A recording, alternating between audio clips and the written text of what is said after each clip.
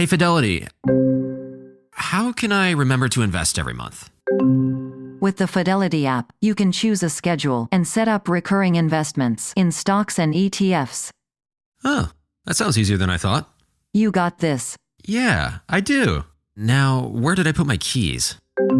You will find them where you left them. Investing involves risk, including risk of loss. Fidelity Brokerage Services, LLC, member NYSE, SIPC.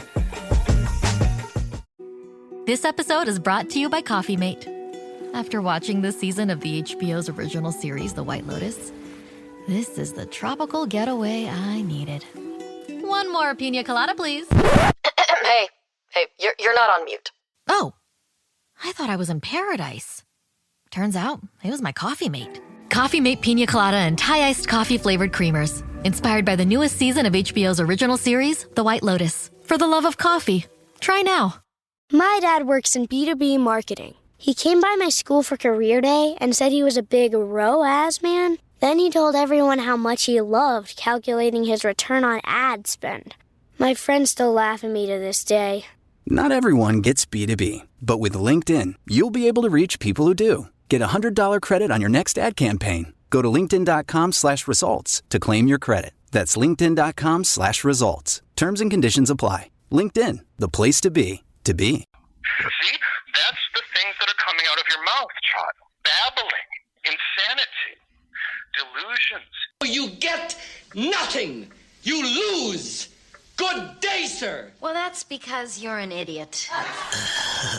Can you, shut up? If you just read the bio for Dr. Steve, host of Weird Medicine on Sirius XM 103 and made popular by two really comedy shows, Opie and Anthony and Ron and Fez, you would have thought that this guy was a bit of, a clown. Why can't you give me the respect that I'm entitled to?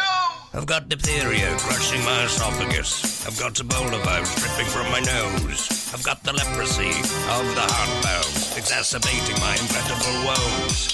I want to take my brain out and blast it with the wave, an ultrasonic, echographic, and a pulsating shave. I want a magic pill for all my ailments, the health equivalent of Citizen Kane.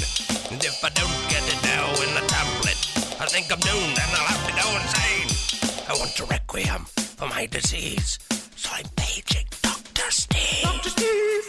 From the world-famous Cardiff Electric Network studios in beautiful downtown Tukey City, it's Weird Medicine, the first and still only uncensored medical show in the history of broadcast radio, now a podcast. I'm Dr. Steve with my little pal, Dr. Scott, the traditional Chinese medicine provider who gives me street cred with the wacko alternative medicine assholes. Hello, Dr. Scott. Hey, Dr. Steve. This is a show for people who never listen to a medical show on the radio or the internet. If you got a question you're embarrassed to take to your regular medical provider, or if you can't find an answer anywhere else, give us a call at 347-766-4323.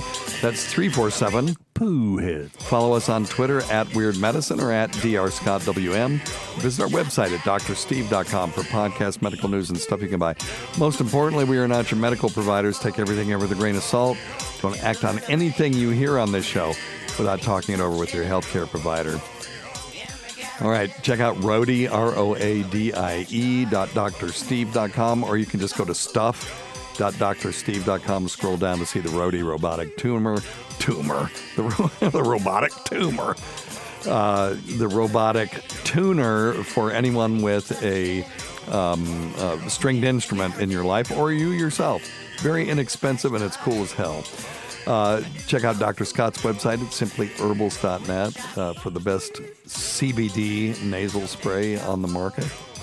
And check me out at patreon.com/weirdmedicine. We're doing all classic Weird Medicine episodes from going way back, even before Dr. Scott was here, a lot of them, which is either good or bad, depending on your perspective.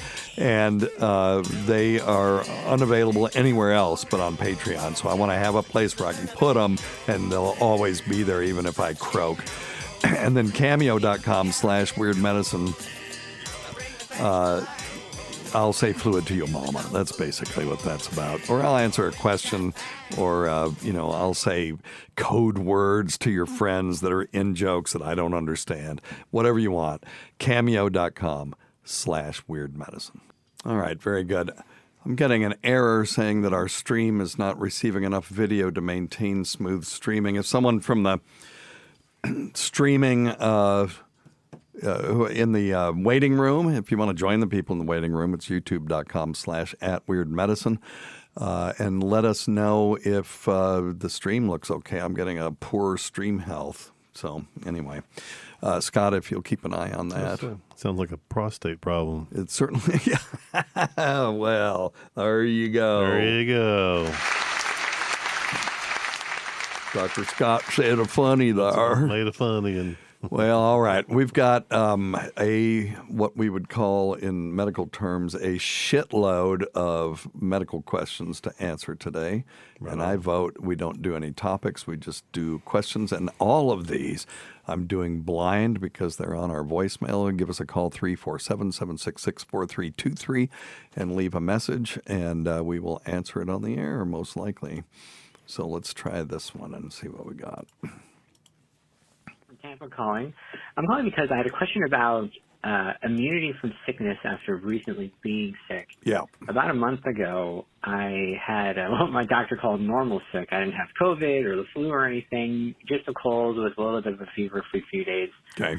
I got over it within a week, and about a month later, right now, feeling much better. But I have a friend who is having this get-together, and I'm worried about going because I don't want to get sick. And he said that, well, you were just sick. You know, you probably still are covered in that way. And I was like, I don't think that works that way. I understand that when you have COVID, that it's unlikelier for you to get COVID immediately after recovering and then a month or two afterwards. But, like, is that true at all? Do you have a little bit of breathing room? What if my wife, for example, who lived with me, who never got sick, would she also be covered because she was exposed and never got sick to it? It sounds like a crock, but I really don't know. I don't know. But let me know what you think. Really appreciate your insights. Also just wanted to say thanks for all you've done over the years. If May really is the end, you've been such a great person to listen to. I really respect you. Oh, wow. And your opinion and everything you've done, answering my questions over the years. I keep waiting for somebody to yell, psych! So, Dr. Steve, from the bottom of my heart, thank you so much for everything. Oh, thank you. Thank you, Phil. And let me speak to that just for a second. The end of Weird Medicine is the end of the Weird Medicine Sirius XM show. That requires me to be on a schedule. Requires us to be on a schedule. I don't want to sound like Howard Stern, who always says, well, my show. And it's like, okay, you got a bunch of people there. Helping you. Yeah, it should be our show. But anyway, so even though I do all the work, but which is fine. That's what I do that everywhere in my life. But it's the end of the Sirius XM show, and, I was supposed to retire a couple of years ago, and then Beck decided he wanted to go to veterinary school, so I went, now I got to work. Well, I really was kind of looking for a way not to retire, any excuse. But now I can go, because of Beck going to veterinary school, I have to work, what is it now, 6.5 more years? But deep down inside, I was looking for any excuse not to retire. So I may come up with an excuse not to end it at the end. I have not formally turned in my notice at SiriusXM. I told Lewis Johnson, who, by the way, is one of the all-time great people on this earth. And he has always been just the best person to work with at SiriusXM, and I really appreciate him. He doesn't listen to the show, so I'm doing all this ball washing for nothing. But he's the best. I've told him, but I haven't told the big guy. So we'll see. Now, we've been operating without a contract now, going on 3 years. Without a net. And I think that Jim is probably just carrying us for nostalgia's sake. And if he went to the big bosses with a contract, they would go, what are you doing? No, don't. What are these freaks? Yeah. So, but Lewis and Paul also said if we ever got kicked off 103 that they would put us on a different channel, but then I wouldn't be able to say longest running show on that channel. Although I have a funny feeling, other than like the hits hits on one or whatever hits on whatever that channel is, or some of these music channels, that we are the longest running show on the platform at this point. One of them, we have to be. Yeah, I would think so. Shay's show on Shade may predate us, but I don't think so, because, if we're counting the XM years, which we should, we predate a whole bunch of people. I think Hillbilly Jim's been doing it right at 20 years. He's on as a music show. On Outlaw, yeah. I apologize. No. Well, but it's still now, it's a personality show. Yeah. But Yeah. I think when it comes to talk shows, I don't think there's no competition. We may be the longest running show on the whole platform, which is kind of funny. Well, we're resilient. I'll find out. That is for sure. Well, no, you just keep your head down, and then nobody notices you're there. All right, now back to Phil. I remember when I was in medical school talking about general viral immunity after a viral attack. So viruses are obligate intracellular parasites. That means that they cannot live any other way, and they have to go into your cells, and then they hijack the cell to make more copies of themselves. And in the process, they kill the cell. And, most viral infections are not lethal, but they can be very lethal to the cells that they infect. And sometimes they're very lethal, obviously. But so when you have this sort of innate immunity to viruses, we have an extensive array of defense mechanisms. There are these toll-like receptor family of molecules and stuff like that. But the one I'm really interested in is this thing called interferon. Now, these are the best known and best studied antiviral protons. It's alpha and beta interferon, and they act by binding to, it doesn't matter how they act, but when those things are floating around in your body, you have this sort of quote-unquote antiviral state, and you have inhibition of cell protein synthesis and prevention of viral replication. So there may be something to, if you had a cold, that you may be for a while quote unquote, resistant to other viral infections. Oh, so not just the one you had. Not just the one you had. Wow, okay, because gotcha. the interferons are Right. nonspecific. Gotcha. Yeah. Interesting. So anyway, okay, so that may be. Now let's see here. So I'm just looking at a list. Key concepts of major antiviral innate defense mechanisms. And acting to block infection would be natural antibodies, but those will be specific. Right. Complement components, which are not specific. Those things, it's a cascade that helps to destroy foreign proteins in the body. Now, acting to protect cells from infection are interferon A and B, alpha and beta, and interferon gamma. And then when you have a virus-infected cell, then the natural killer cells and macrophages, the neutrophil, all that stuff kick in. But really, the interferons are the ones that I'm interested in. And then there are these things, interleukins, that are involved in regulating antiviral inflammatory response. But again, that's after you've already been infected. So he's interested in, if I have a viral infection, am I less likely to get infected with a virus, in that period afterward? And my answer is a qualified maybe, probably yes, to some degree. Right. And then the second part of his question was about his wife. Is his wife protected just being around him? No, hell no. Which is absolutely not. No. She might be lucky and just have a better tolerance, Yep. And some people seem to get more asymptomatic viral infections than other people do. Right. They're getting infected. They just never get sick. Yeah. I've got that. Rob's like that. She never. The only time I've ever seen her sick was after she got the her Shingrix.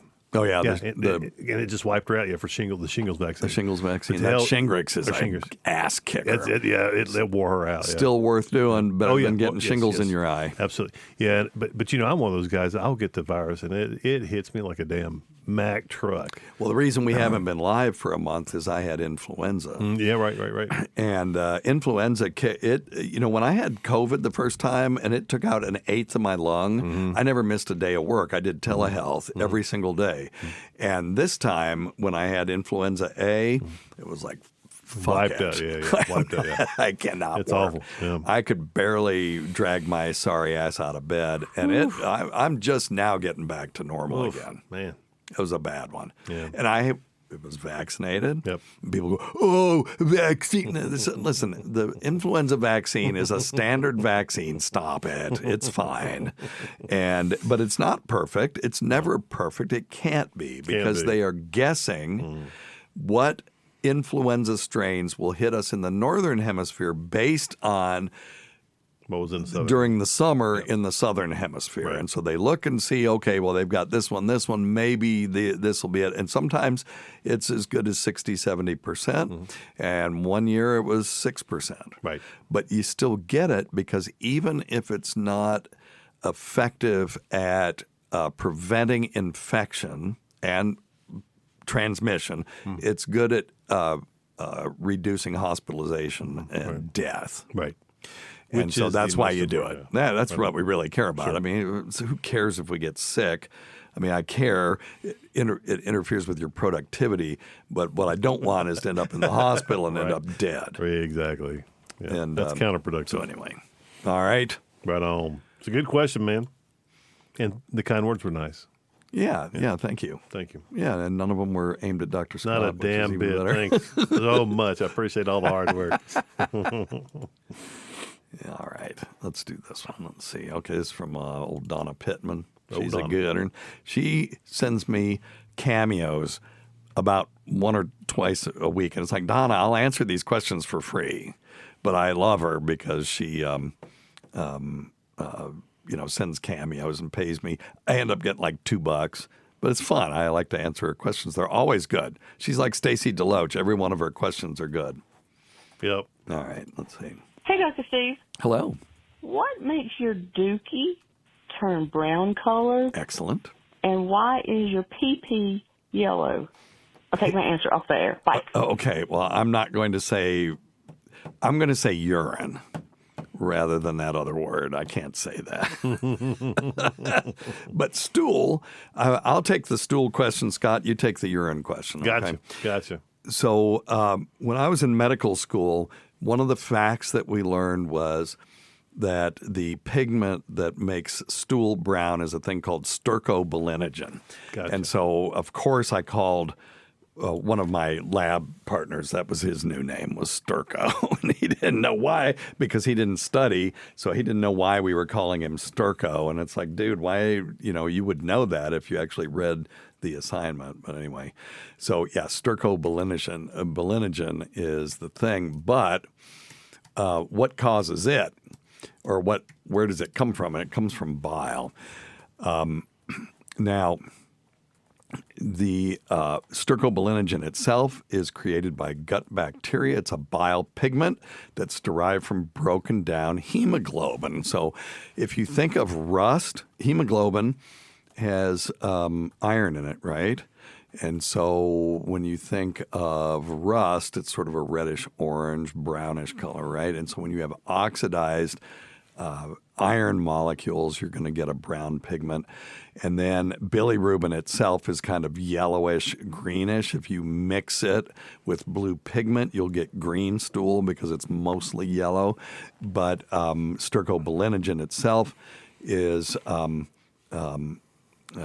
transformed by the bacteria in the large intestine from bilirubin, and it reduces what we call conjugated bilirubin to form this stercobilinogen. So until you get to the large bowel, stool is not really stool. It's just products of digestion, right. And it's kind of a whitish, gray water looking thing. Mm-hmm. But when it hits the large bowel's purpose is to reclaim water. That's really all the large bowel does. Right. There are some other things that it does, but that's the biggest thing, is reclaiming water and protecting the body from, septic shit for bad in things, your bowel. Right. And But then the bacteria in there will take the bilirubin that came down from the gallbladder and will form stercobilinogen, which turns the stool brown. Now, if you have a blocked gallbladder, you can't produce bile anymore. And if there's no bile, there's no stercobilinogen, and you get what we call clay-colored stools.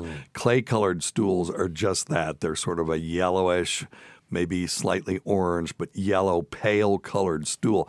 And if you see that, you worry about either a stone obstructing the bile duct, in which case you should have pain, right, or a tumor. Yeah. Something that's blocking that bile duct. Yep. So anyway, if you want to know, the chemical formula for stercobilinogen is C33H48N4O6. Got it. There you go. There you go.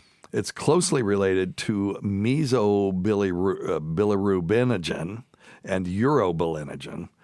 And those three compounds, stercobilinogen, mesobilirubinogen, and urobilinogen, are referred collectively as urobilinogens. Gotcha. So there you go. All right. Gotcha. Okay. All right. There's the answer there. Now, what about urine? What causes urine to be yaller there, Dr. Scott? Well, how about the pigment is urochrome, also known as urobilin, which gives it urobilin. Urobilin. It's Yeah. Chinese. Yeah. Is what gives urine its yellow color. Urobilin. I'll accept urobilin. It's close enough. Well, it's bilirubin. That sounds like the same thing. Yeah. But no. So here's the interesting thing. So the urochrome is actually produced kind of similarly, but the gut microbiomes use enzymes called bilirubin reductase to break down the bilirubin into the bilirubin. Bilirubin reductase is also used to make stercobilinogen, too. It's similar process. Yeah. So this is a cleaved molecule that then is absorbed by the bowel wall as the water goes through, and then it is filtered out by the kidneys and then excreted that way. Pretty interesting. And as you know, urine can change colors too. Different foods can make it smell funny or change colors. And certain medications can too. Sure. And right. And if you take like a loop diuretic like furosemide or Lasix, you'll pee out free water. It may have no color whatsoever. Just clear as day. Yeah. Yep. Kind of like when you have you do a bowel prep at the very end of the bowel prep. It's nice and clear. Correct. Coming out of a different pure orifice. water. But yes, right. Pure water. It's clear as a mountain stream. So if you are mildly dehydrated, you will reclaim more bowel water. So you may become more constipated, but also your urine will become darker. And typically, maybe it feels thicker, looks thicker. Yeah, looks thicker. Usually, I don't think it should feel thicker. If it's like syrup, you've got a problem. Well, yeah, of course. But the other thing is if you have dark brown urine and it doesn't clear, then that is a sign of elevated bilirubin in the bloodstream, and that's a sign of incipient jaundice. So that would be a reason to get checked as well. But anyway. Too much blood in you see, some people have naturally have a little bit extra hemoglobin in their urine, which gives it a little bit odd color too. Yep. So, yeah, it's interesting. So, if your urine changes color and it stays that way, get it checked. Right. You got blood coming out of an orifice and you've never seen it come out of there before, get it checked. Always check it the first time. You have a massive headache that's worse than you've ever had before, even if it's during intercourse and you think it's a sex headache, get it checked. The first time. Now, there is a kind of a fun thing that you can do. If you get a urinary tract infection, a drug that they'll give you a lot of times is pyridium. Now, pyridium is a dye that is filtered in the urine by the kidneys, and preferentially, and it also acts as an anesthetic. So when you have burning and you feel like you got pee all the time, they'll give you this pyridium and it'll calm that down. But the cool thing about it is it is bright yellow. And by the way, it will stain everything. So if you're a little bit incontinent, you're going to want to wear a pad or something because it's going to stain everything it comes in contact with. But what's cool is, if you own a blacklight, and this is a reason to buy a blacklight, that and to see if there's semen in places where there shouldn't be in your house because your spouse is doing something they're not supposed to be doing. But you get the blacklight, and shine it in the toilet after you voided your horrible bladder with peridium dyed urine. It will glow a beautiful bright orange. So, and it fluoresces. There you go. Yeah, it's pretty cool. The whole process of fluorescence is pretty cool, where you have high energy photons hit these molecules that excite the electrons into a different orbital. When they drop back down, they'll release a photon at a lower frequency because we can't see ultraviolet light. Okay. So it'll be in the visible spectrum, but it's almost always very vibrant like that. Pretty cool. That is neat. Yep. All right. Well, there you go. We answered those questions. Excellent, Donna. Thank you very much for that. I'm going to erase that. All right. Let's answer another one here. Whoops. Okay. Hey, Steve. I just wanted to call. I just was listening to your latest episode and had a few things real quick. Okay. Brain things with the Sudoku you were mentioning. There's the Center for Brain Health, which is doing... Okay, so what he's talking about is I'm doing this app called... Shit, and it's supposed to help my memory, and I can't remember the name.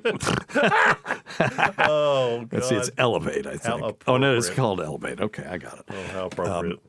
Exactly. It's called Elevate, and I'm not so afraid of cancer or heart disease. I mean, I don't want to get it, but I am terrified of losing my mind. Yes. And so, because I hate Alzheimer's almost more than I hate cancer because it destroys the person. Yep. Whereas, at least with cancer, most of the time, unless you have brain metastases, it destroys the person's body, but the person is intact up until the end. Right.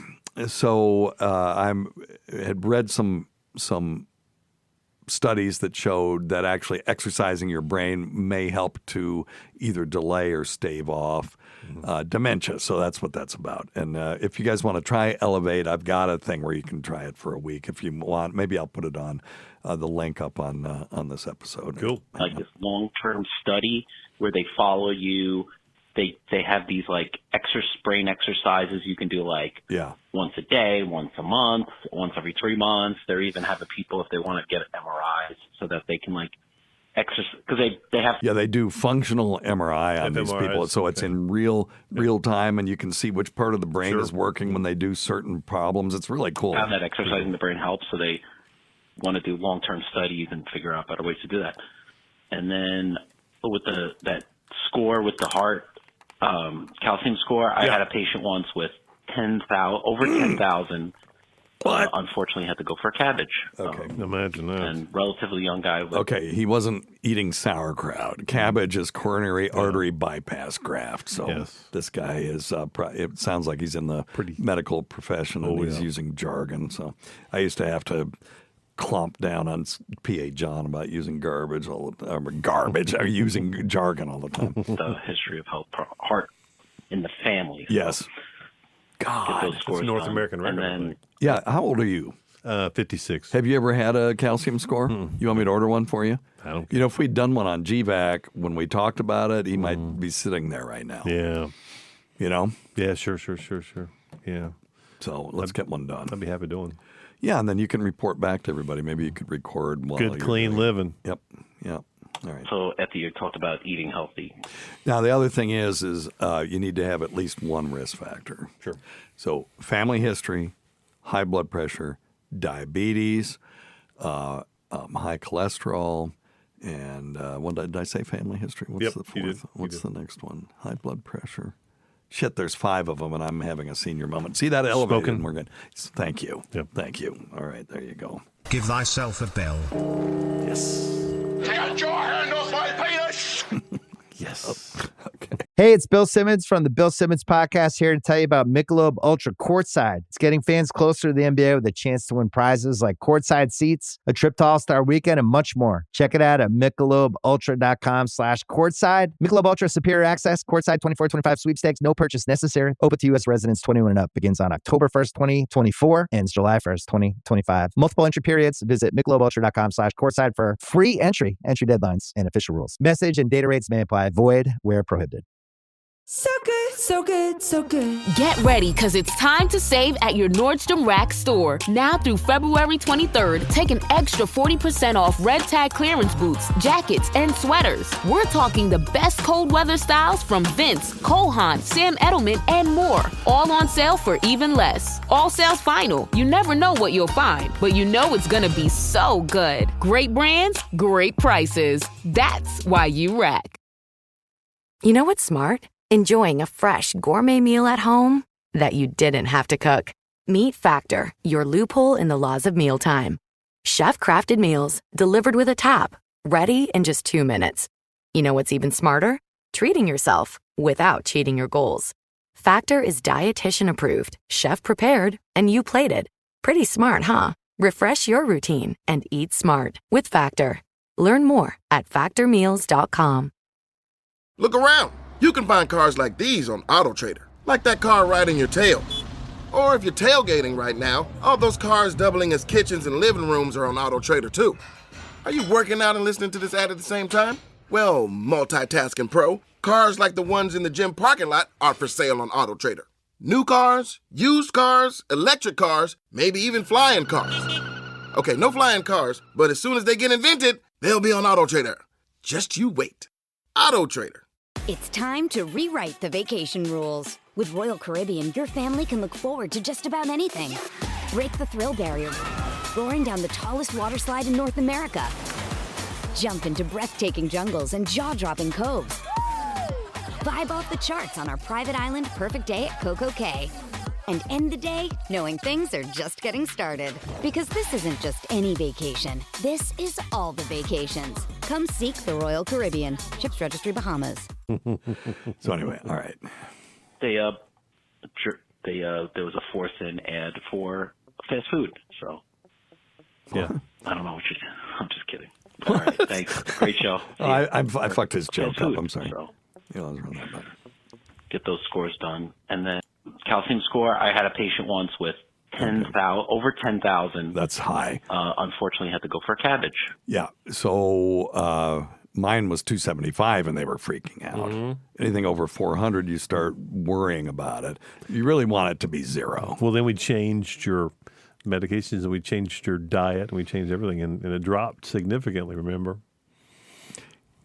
Yeah, it did drop. It didn't did. it? Yes, sir, it did. You're right. Yeah, You're right. Yeah, because you chewed me out one day, but they had misread it, and it actually went down. Yeah, Yeah, don't let the technologists read it because they don't know what and they're don't doing. chew out Dr. Scott until you get No, a I second didn't chew reading. you out. You're, Fuck off. I You're did not. pissed. I was you're not. You're like you're trying to kill me. No, it's genetic.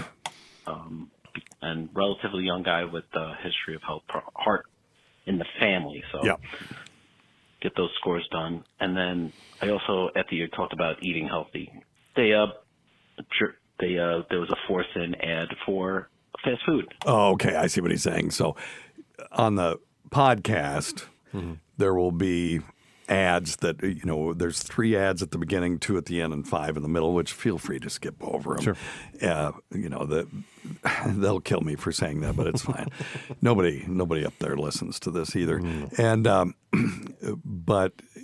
so we were talking about eating healthy, and then they had a fast food ad. That's typical. I remember my buddies at DC On Screen, they're big-time leftists, and there would be ads for like Donald Trump and stuff like that on their political ads, and they'd get so mad. It's like, ha.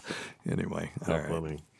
Okay, doke. Well, thank you so much for that call. It was very informative. Excellent. All right. Let's see here. This is John in Pennsylvania. Hey, Dr. Steve. This is John. Hey, John. In Pennsylvania. Yep. Just wanted to ask a question about some things that you might suggest for a guy who is having recently turned 40. Yeah. I don't know if there's like sort of a battery of tests that you would recommend. I don't know when we're starting to get into finger in the ass territory. Just some things that you would suggest, almost like bringing your car to the mechanic every, I don't even know, 3,000 miles? Good God. But you know what I mean. Just some things that you would say, okay, sure, you're 40 now. Yep. You want to start taking care of yourself more. It's more serious to you. Too late I now. would recommend getting this, No, I'm this, just kidding. this, and this done. Yeah. And I have an even dumber question for you. Which Let's do this one first. Hey, well, Yeah, go ahead. If you take the medicine side, I'll take the kind of lifestyle side. Okay. That's a good idea. Yeah. So there is this thing called the U.S. Preventative Services Task Force. It's the USPSTF.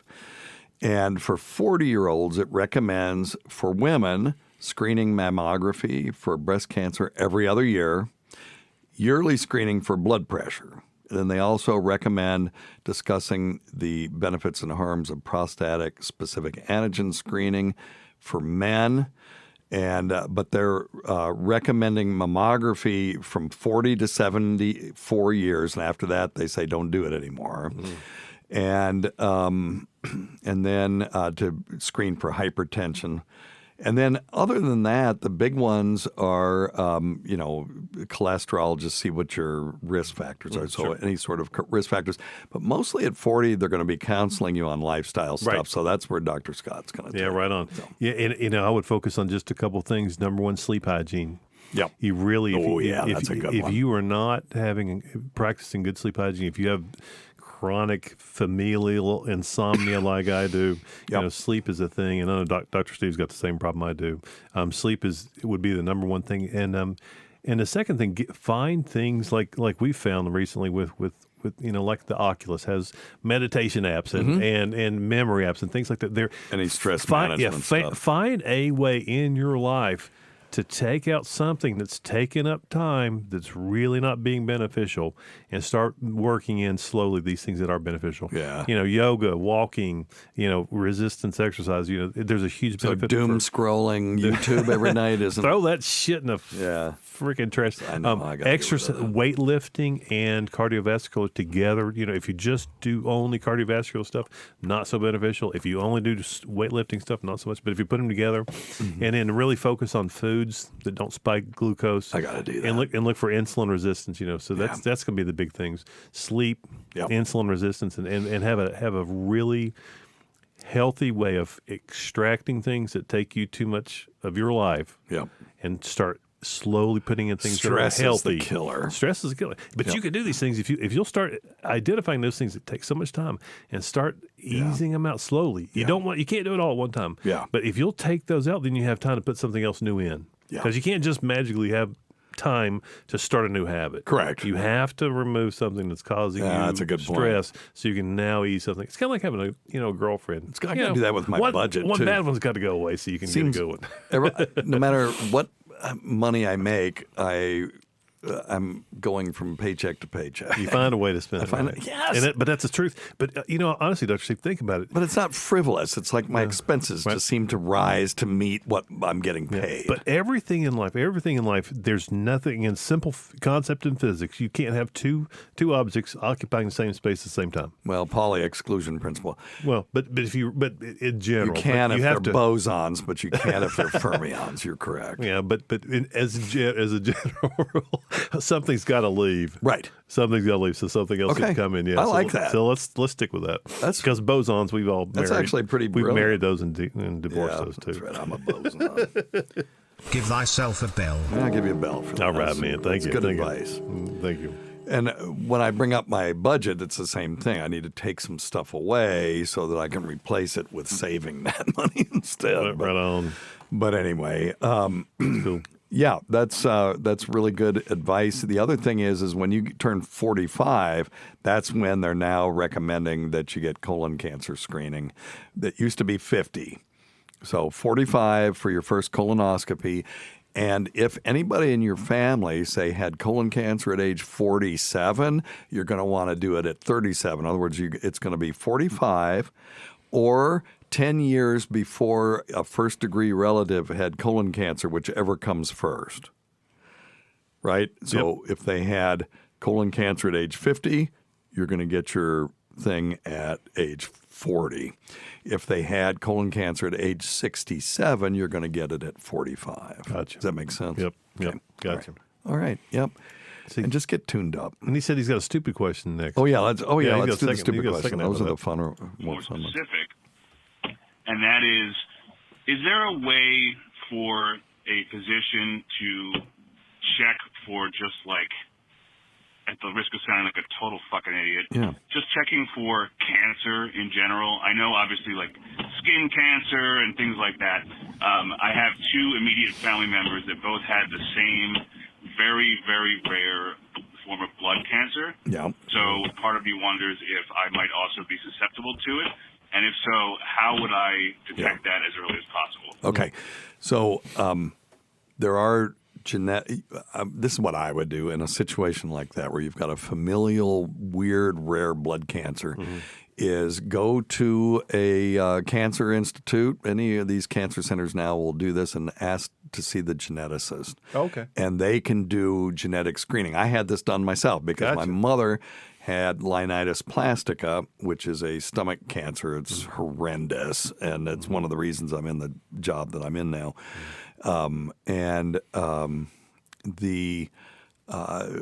It turned out that wasn't familial. I didn't have the gene for it, at least that we know of. So you can do that.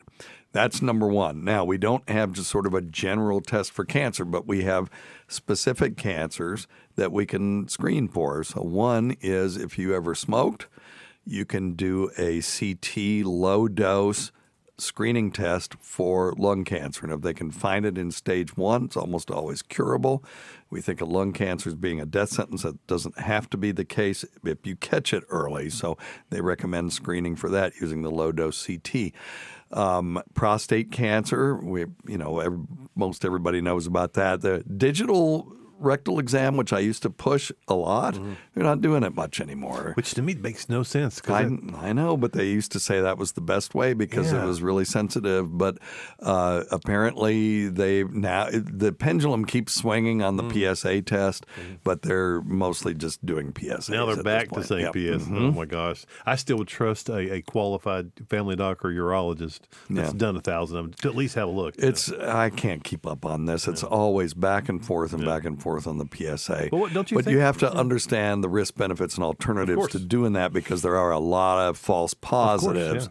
And a mutual friend of ours had a false positive elevated PSA, and they did a transrectal biopsy, and he ended up getting septic and was in the hospital for a week. So that can happen. It's rare, or uncommon, but it happens. So you got to talk to your healthcare provider. We don't have a perfect test for prostate cancer. Breast cancer, obviously, the biennial mammograms are what they recommend. And colon cancer, you get the colonoscopy. So there are tests that you can do. We just don't have one test. Yeah, there's not like it's just a blood. It's common. I was going to say, it's not like we can just test for testosterone or just test for hemoglobin. We can't just test for cancer. But we can test for inflammatory markers. We can test for a lot of other things that can raise red flags. Cancer DNA is probably going to be something that we'll be able to detect in the future. Right. That's floating around. Yeah. And then we'll be able to do that thing. And, we really need a tricorder type thing in Star Trek stuff where you just find a little tumor in somebody's lung and you just transport it out of there. That would be cool. Anyway. Nice, All right. Okay. Excellent questions, both of those. All right. Hello, folks. I hope everybody's doing well. Oh, no. Hey, old buddy. What? No shit. So sorry to hear that. Hey, just fucking with you. Hey, quick question. Might fall more towards Scott. I don't know. Hate to give him any more credit than he gets, but hey, thanks, man. Scott, I love you. Yes. Have you heard of sour soup? SOURSOP fruit. It's also known as fuck me, my hillbilly accent. Graviolo, GRAVIOLA. Yeah. Saw something on WebMD about it holds great possibilities toward cancer. I just found that kind of interesting to see what you all know anything about it. Hope you all have a good day. Really don't care. Okay. Bye, Casey. Thanks. Love ya. Bye. Well, bye. She's not here. Soursop, yes. Soursop. It's also known as guanabana. Also, like he said, graviola. And in Latin America, it's guanabana. It's a fruit of the Annona muricata, a broadleaf flowering evergreen tree, native to tropical regions of the Americas. Now, listen, I never piss or shit on the ideas that exotic fruits or vegetables or plants might have medicinal properties. You know why? Because every single medicine that we have came from a natural source, almost without exception. The only engineered, only engineered medication that we have, I think, was it physostigmine, and it was engineered because they were using it for organophosphate poisoning, and it actually displaces the organophosphate from the receptors, and it was designed that way because they knew if they put these atoms together in a certain way that they would form a bond that was exactly the right distance apart. It was brilliant. And I can't remember if it was physostigmine or something, but there is one sort of engineered medication. And most everything else, like antibiotics, penicillin, we all know the story. You know, there was a mold that grew on a petri dish, and it killed the shit out of the bacteria that they were trying to grow. And there was a clear area around there, and they cut that clear area out and plopped it on another petri dish, because this is science. And plopped it on another petri dish that had bacteria on it, and it killed that too. And they went, uh-oh, we've got something here. What is it? That's where penicillin came from. And originally, almost all bacteria that we came in contact with were sensitive to penicillin, but staph particularly rapidly became became resistant to it because they just overused it. And but anyway, staph is really good at generating resistance. So anyway, I don't ever shit on any of these things. So do you know anything about this stuff? This is not a Chinese herb.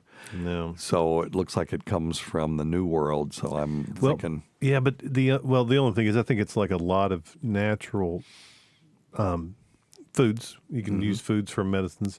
It has some anti-inflammatory and possibly antiviral properties. Yeah. But I don't know that's ever been proven. But to treat any cancer specifically, especially in the United States. But just like any other fruit or any other medication, certain levels of it can be toxic. So you have to be careful what you're taking. I wouldn't use this. I wouldn't use this as my first treatment. I wouldn't use it as any treatment until we can do some. It's like kratom to me. Kratom is a fascinating drug that deserves to be studied. But I don't think people should be indiscriminately using it over the counter, because we've had a bunch of people calling here over the years, people that ended up worse off using kratom after they were trying to get off things like Percocet and stuff like that. Yes. We've had some other people that had excellent results from it. But there is help out there. We have actual approved medications that will do these things. So you don't have to go to a head shop for that. But I'm not shitting on kratom. I'm saying it deserves to be studied, and it really does. We need to really look at this because it's going to be a really useful thing. The phytochemicals that are in this stuff, the big one is annonacin, and it's in the fruit, seeds, and leaves. And the leaves also contain anonamine, which is another alkaloid. And these extracted alkaloids may cause neuronal dysfunction, and this is coming from Memorial Sloan Kettering Cancer Center. Annonacin has been shown in laboratory research to be neurotoxic, and the French Food Safety Agency in 2010 concluded it's not possible to confirm that the observed cases of atypical Parkinson's syndrome are linked to consumption of Annona muricata. They couldn't tell if they were. So there were some people that presented having Parkinson's-like symptoms, which is rigidity and tremor mostly. It can lead to dementia too, called Lewy body dementia. But people presented after eating this stuff, but they couldn't conclusively say that's what caused it. Right. So for me, I'm saying no on that one until we can study it. It deserves to be studied, no question about that. Now, the Federal Trade Commission, okay, so some people will go, ooh, you know, but the Federal Trade Commission said that the use of soursop to treat cancer was, quote, bogus, unquote. They have pretty strong words. And no credible scientific evidence that the extract sold by this company can prevent, cure, or treat cancer of any kind. Yeah. So how would we know?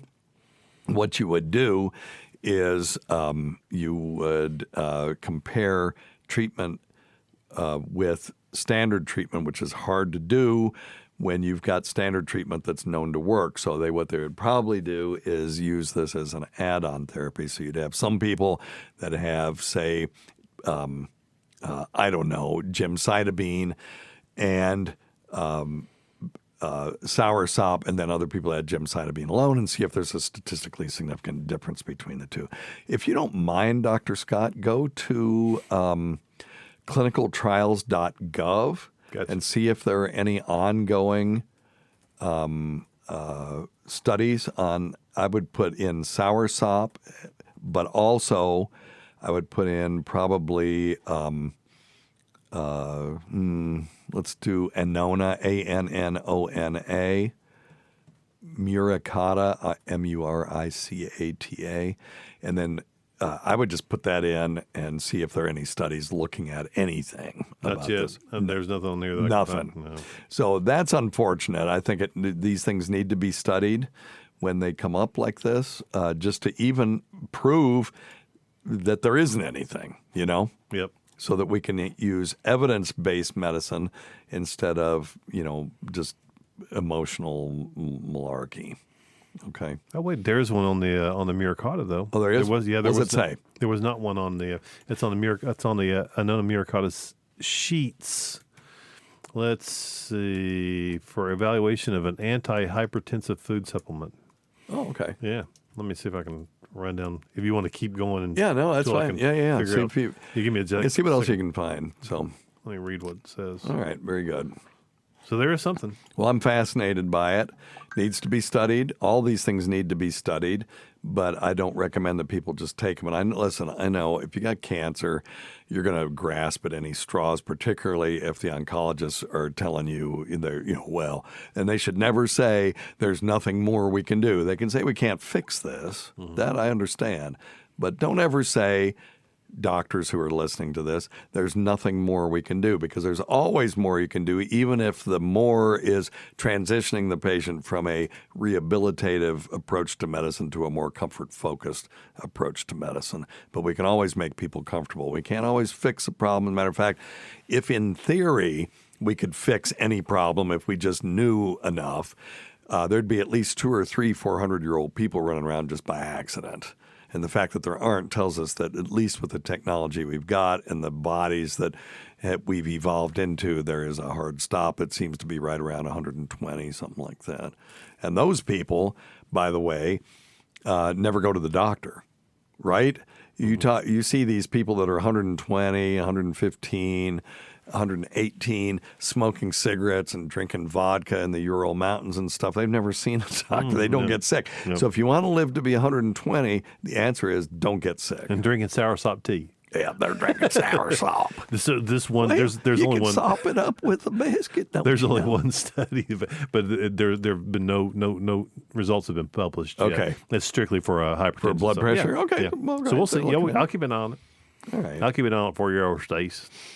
All right. Here's David asking, I've got a friend that has a medical question wondering what's the best way to get a hold of you. Well, the same way you did. So I don't know what to tell you, David. I'll send him a text.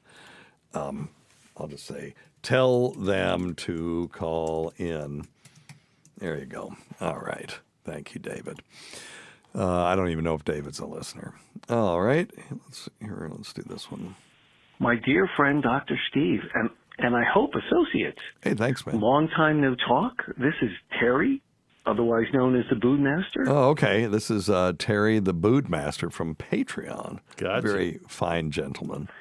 Hey, I wanted to ask, I had some recent testing done, all as a result of this wonderful heart attack I had. And one of the things that sort of stuck out for me was monocytes. Yep. and it showed that my levels were kind of off the charts, being at something like 15%. And I, of course, studying online, looking at all that lovely information, it kind of put me ill at ease. And so I just wondered what that might be referring to. Sure.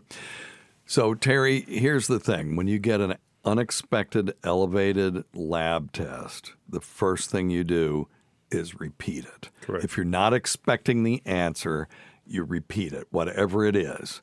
Now, having said that, if it remains elevated, it could be a lot of things. One of them being stress. You just had a heart attack. Exactly. So I would expect stress to be a factor. Yeah. And so get you a Oculus and do the Trip app every night and then check it again. Or do one of the things that Scott was talking about.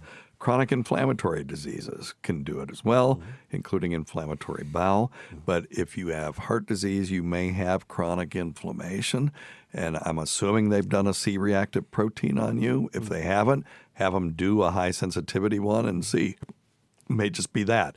Any sort of infections, any sort of autoimmune disorders, some medications, particularly corticosteroids could do it, and other medications. So have them look at your medicine, see if that could do it as well. You won't have any symptoms from monocytosis. But if you do have things like fatigue, night sweats, weight loss, joint pain, stuff like that, you're going to want to get checked because you may have an autoimmune disorder, but I doubt it. Okay, so and if they don't treat it unless you just treat the underlying cause. Yeah, and really work on those inflammatory foods. Oh yeah, because that will help drop those monocytes. In addition to the meditations and the walking and things of that nature. Right, lowering stress. Period. But talk to your whoever ordered that and get them to repeat it. Yeah. And if it's still elevated, you may end up seeing a hematologist, which this is what they do is, primary care people get these tests, and instead of doing the workup, they just send everybody to a hematologist with, these mild anemias and stuff like that because they're terrified that they're going to miss something, which I'm okay with. Sure. I'd rather them do too much than too little, but come on. All right. We may have time for one more. And Terry, I'm glad you survived your heart attack because we hate to lose any further listeners. You know what I mean? All right, Dr. Scott. Well, let's take a look at the fluid family. By the way, if you want to join the fluid family, go to youtube.com/@weirdmedicine, the @WeirdMedicine, and click like and subscribe, and then hit that notification button. And if you click all, then anytime we go live, and it's going to be erratic going forward, particularly after May 11th, you will get a notification. Okay. All right. And Tyson Clark asked, will the live streams be posted to Spotify after we stop doing regular SiriusXM shows? And absolutely they will. Let me see here. Let's see. I saw somebody. Oh, Crystal Williams. Welcome to the Fluid family. Thank you for joining. And Crystal became a sponsor. Thank you, my friend. And do you have any questions?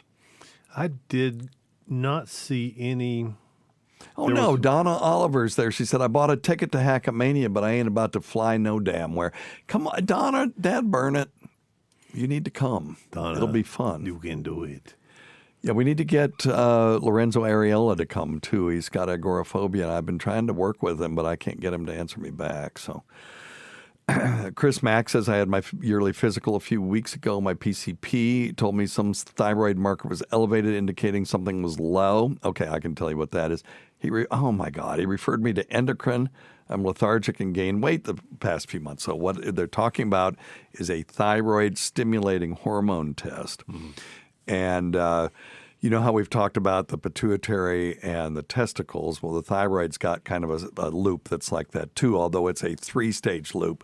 There's the hippocampus, the pituitary, and then the thyroid. So you have thyroid releasing hormone, then you have thyroid stimulating hormone, and then you have thyroid hormone. And so when the thyroid hormone is low, then you will get elevated thyroid releasing hormone from the hippocampus, but elevated thyroid stimulating hormone, Gotcha. TSH. Gotcha.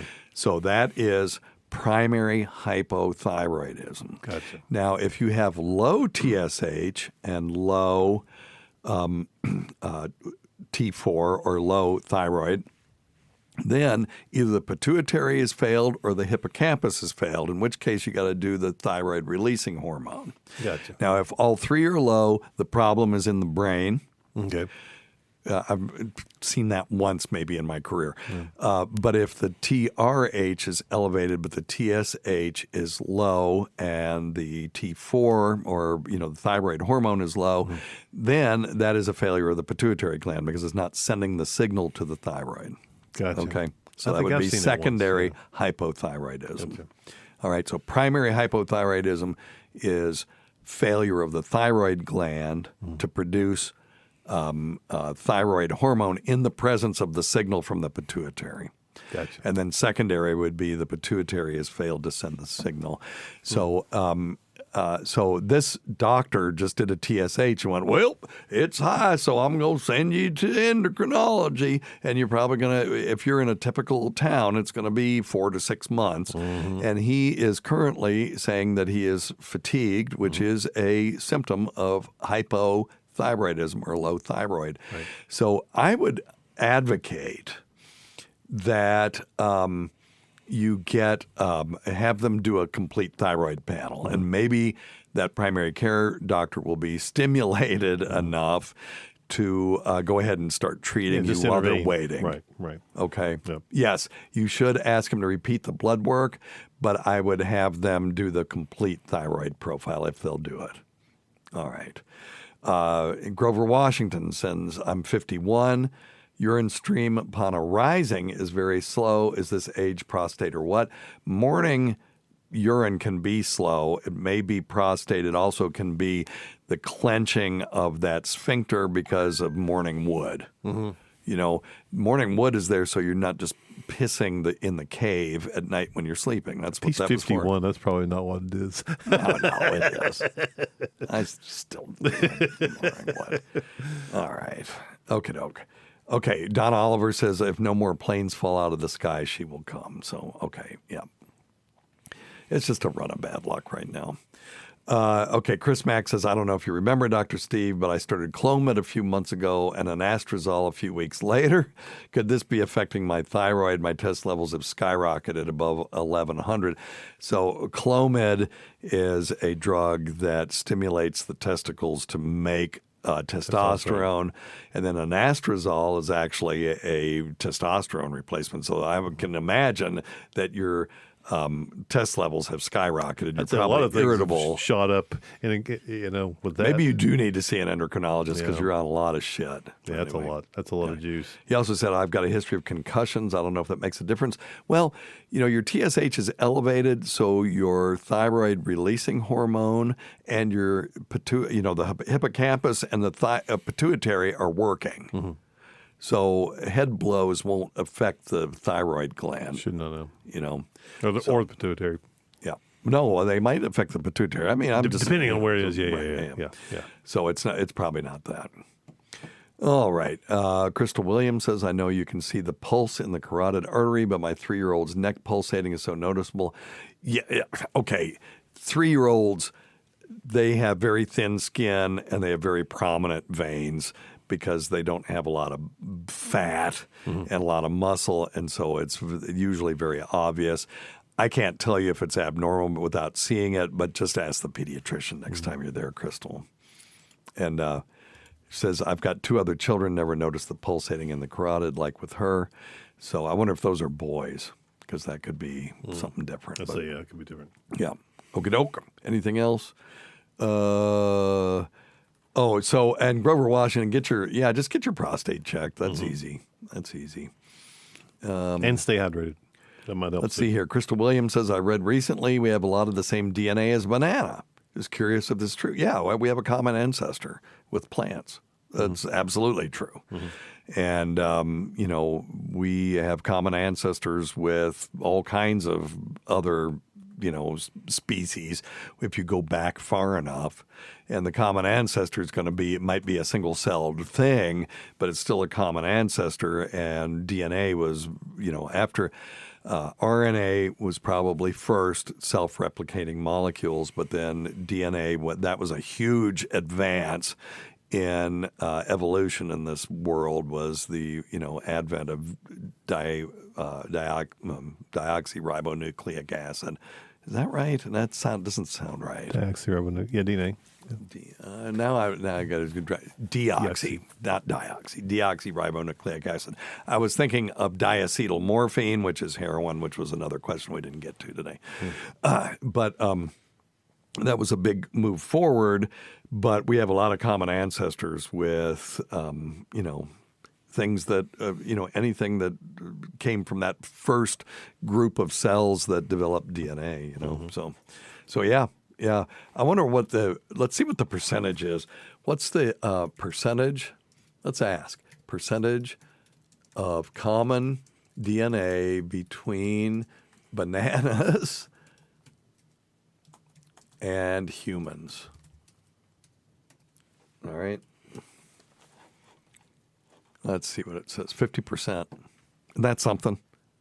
50%. That's crazy. Now, if you look at between bananas and chimps, which are closer to us, our common ancestor is closer, is 98%. Yeah. So 50 to 60% here, human genomes have recognizable counterpart in the banana genome. Isn't that crazy? That's funny. Yep. Wow. Unbelievable. Yeah, when DNA insertions and deletions are taken into account, humans and chimpanzees share 96% sequence identity. Well, wow. That's wild. Anyway, I knew it was high. I didn't know it was that freaking high. That was crazy. You got any other questions for them? That was a good one. We got time for one more, then I got to get in here because I got to beat the boss home. We're not going to play? I've got it. Whoever called before took up our 20 minutes of playing. Hey, the last one, the one pun. Yeah. Chronic pain even when trying to sleep. Yeah. Sleeping in an RV bed full time, that is bowing. I almost said bowing. Bowing in the middle. Anything recommended to help get to sleep? Yeah. First, let's figure out what's causing the chronic pain. Well, I mean, that's number one. And the bed is bowing in the middle? Yeah. Is that what they said? Yeah, you got to fix that. Yeah. Yeah, I mean, it's a little piece of plywood underneath might help. Yeah, mine was doing that, and it turned out that the slats had fallen down. Yeah, I was a plywood. And it wasn't from, vigorous intercourse either, by the way, just in case you were wondering. All right, so real quick, let's say the pain comes from shoulder blade injuries and back problems from car accidents. Okay. When I fell down these stairs and I had chronic pain for about 4 or 5 months, it was very difficult to sleep at night. Go ahead. Well, go see Dr. Scott. Yeah, I was going to say, find somebody who might help you with the pain with his shoulder blades in his back from the car accident. Some things that can help with sleep at night with pain. Magnesium is a good thing to take. That might help a little bit. They've shown, curcumin, turmeric is a nice anti-inflammatory, natural anti-inflammatory. So there's some things that might help. But yeah, I would really focus on physical therapy, yoga. Yeah, especially if it's shoulder blades, it may be tension and back pain. There's a number of things. I would really work on that and check and see if your slats broken. Yeah, and you can see a physiatrist too. They're called physical medicine and rehab. That's the name of their specialty, and they can do trigger point injections and all kinds. That's what fixed me up. Get was some physiatry. imaging if you needed it. Yeah. Between Dr. Scott and physiatry, I am now completely pain-free, knock on wood. Anyway, all right, good deal. Well, listen, pun, take care, good luck, and hopefully try some of these things we said, and see if that'll help you if you can't find someone to help you. Okay. Do it yourself. Well, listen to our SiriusXM show on the Faction Talk channel, SiriusXM channel 103, Saturdays at 7 p.m. Eastern, Sunday at 6 p.m. Eastern, on demand, and other times at Jim McClure's pleasure. We may be relegated to Sunday nights right now because of sports, but just listen to it on demand. That's the way to do it if you're going to listen on SiriusXM. Many thanks to our listeners whose voicemail and topic ideas make this job very easy. Go to our website at drsteve.com for schedules, podcasts, and other crap, and check out Dr. Scott's website at simplyherbals.net. Until next time, check your stupid nuts for lumps. Quit smoking, get off your asses, get some exercise. We'll see you in 1 week for the next edition of Weird Medicine. Thanks, everybody.